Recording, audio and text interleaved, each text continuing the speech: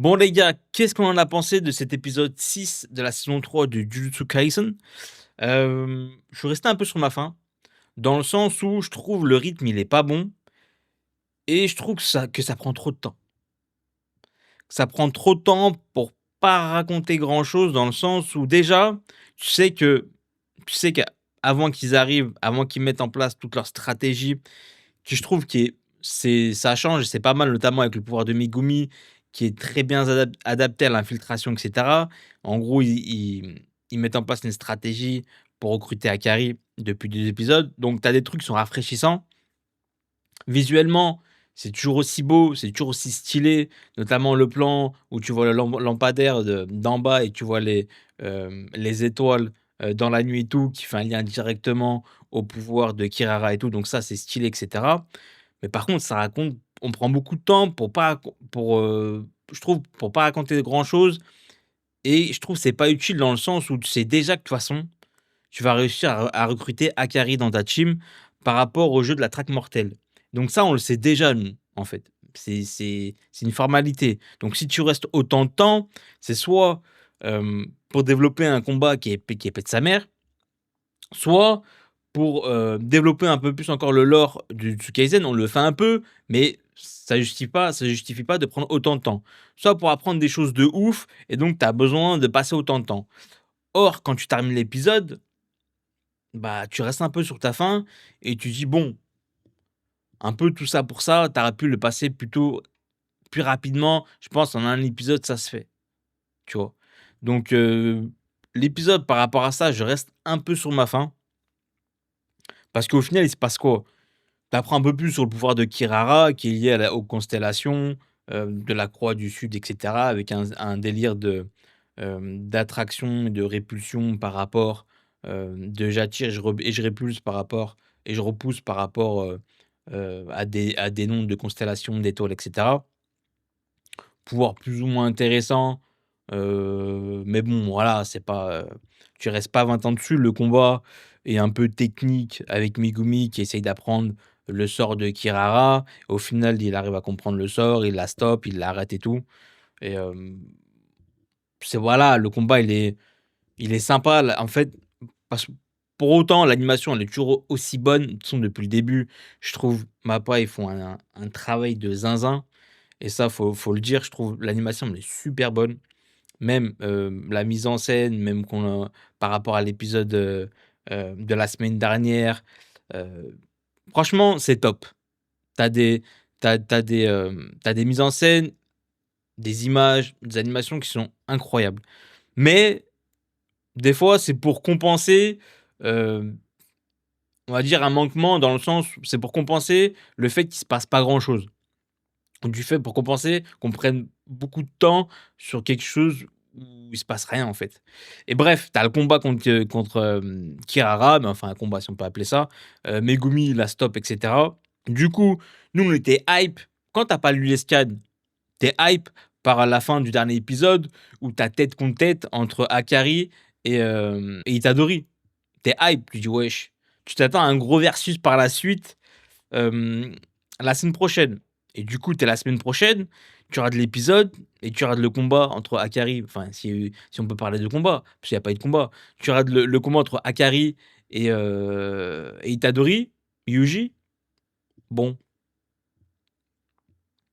c'est pas ouf. Aussi, tu apprends un peu, hem, le pourquoi du comment Kirara et surtout Akari sont ont un peu été écartés, on va dire, du monde de l'exorcisme où en gros, hem, tu as les hauts dirigeants, ceux qui dirigent un peu tout en coulisses, qui sont plutôt traditionnels et qui ont pas aimé en fait, le sort inné d'Akari qui correspond pas un peu aux traditions, qui est complexe, qui est lié plutôt au monde moderne que plutôt à certaines traditions en fait. Ils préfèrent typiquement, ils expliquent un sort comme, celui de, comment ça comme Nobara avec, le système de clous et de poupées vaudou. Ils trouvent ça plus, ça rentre dans les normes de leur vision du monde de l'exorcisme. Du coup, ils préfèrent des pouvoirs innés comme Nobara, qui sont beaucoup plus traditionnels, beaucoup plus, faciles à apprendre, on va dire. On va dire c'est plus des modèles, pour eux,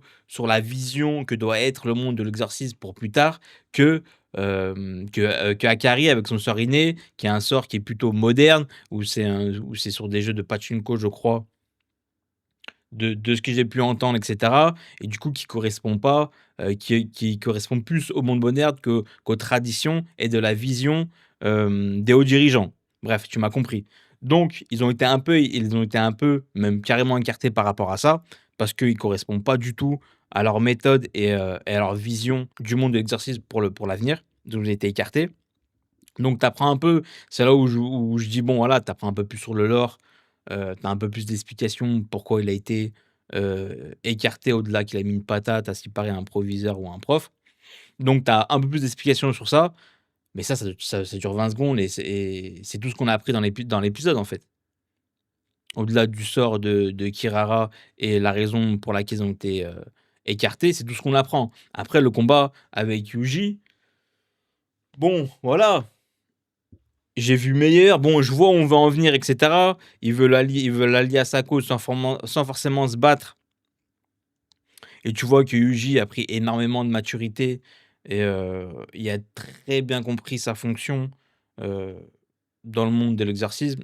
Quelle fonction il a, comment dire? Quelle place il a. Lui, comme il dit, c'est juste un rouage pour permettre d'exterminer les fléaux et il sait pourquoi il est là, en fait. C'est juste un pion et qu'en gros, qu'il a besoin d'Akari pour, en gros, pour la traque mortelle et pour globalement un monde meilleur pour éliminer la menace. Donc en gros, il se prend des patates, des patates, des patates, sans forcément se battre pour montrer sa pugnacité, son côté tenace. Il encaisse, il veut absolument, il lui a dit en gros: «Mets-moi autant de patates que tu veux, je resterai toujours là sans forcément, répondre, mais je serai là en gros jusqu'à que tu acceptes de rejoindre en gros, la team et de participer au jeu». Donc du coup, comme Akari a été touché, par la pugnacité, la témérité, on va dire, le côté, déterminé, heu, de Itadori, il a accepté avec une petite aide de Kirara qui a dit: «Écoute ce qu'ils ont à dire» et cetera et tout. Comme ils ont déjà, on va dire, convaincu Kirara, ça a aidé aussi par la suite à convaincre Akari, plus le geste d'Itadori et cetera, lorsqu'il a montré sa pugnacité et cetera et tout, sa détermination. Donc l'ensemble des choses a convaincu Akari de négocier avec eux et de participer après à la traque mortelle. Donc l'épisode s'arrête ici. C'est pas un épisode incroyable, encore une fois. Pour moi, le principal défaut, c'est que ça prend trop de temps, on va dire, pour pas grand-chose. C'est toujours aussi beau, mais cet épisode-là ne doit pas durer, 20 minutes, quoi.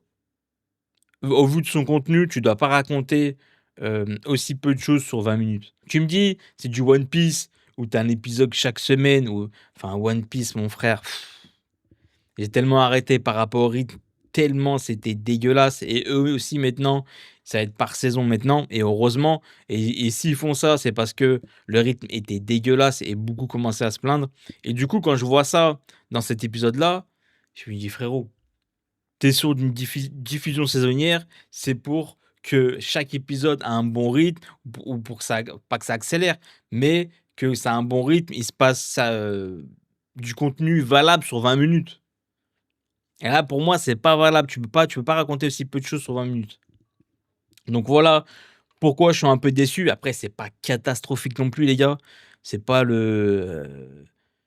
c'est juste que les 2 premiers épisodes, ils ont mis la barre haute en termes d'animation, en termes de mise en scène, en termes de contenu, de rythme et cetera et tout. C'était beaucoup mieux dès le début et là, on va dire, ça freine un peu en termes de rythme et c'est pour ça que moi, ça m'a déçu un peu sur l'épisode. Mais à part ça, j'ai rien d'autre à dire. Vous, dites-moi ce que vous en pensez, de cet épisode, comme d'habitude dans les commentaires. Pour ceux, heu, pour ceux qui me connaissent par rapport à ma première chaîne, c'est-à-dire Hichem Ultime Foot où je raconte, où mon contenu est basé sur le foot et cetera. Ceci est le premier er 1 vidéo de ma nouvelle chaîne qui va être Hichem Ultime Japan, je pense. Je cherche encore le blaze, mais qui va, vous avez compris, aborder de manga, animé, animation et de culture japonaise, on va dire, beaucoup manga animé. Donc n'hésitez pas à vous abonner, à partager et à liker et à commenter aussi par rapport à cet épisode de Jujutsu Kaisen et nous on se dit à la prochaine pour une prochaine vidéo. Diane.